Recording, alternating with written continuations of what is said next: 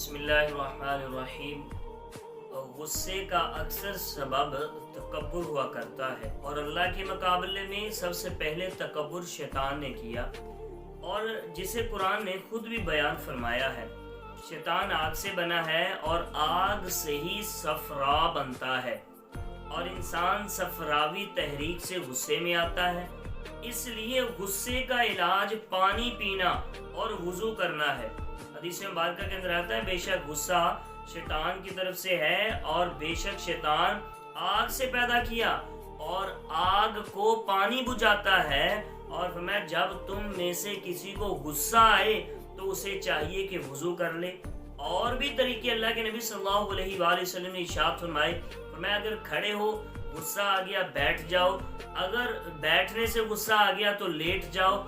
और फरमाया कि अगर गुस्सा ज्यादा ही आ जाए तो 2 घूंट पानी पी लेने से गुस्सा जो है वो जाता रहता है।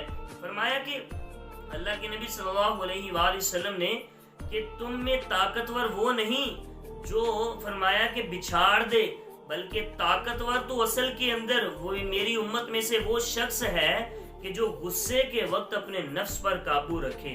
पता ये चला कि जब इंसान को गुस्सा आता है उस वक्त अपने आप को काबू में रखना ये बहुत मुश्किल बात है। इसीलिए इमामुल अंबिया सल्लल्लाहु अलैहि वसल्लम ने हदीस मुबारक के अंदर इरशाद फरमाया एक हदीस मुबारक फरमाया, मेरे बंदे जब तुझे गुस्सा आए तो मुझे याद रख, और जब मैं जलाल में हूँगा तो तुझे याद रखूंगा। ये आसान से नुस्खे हैं जिन पर अमल करके हम अपने गुस्से को काबू में रख सकते हैं।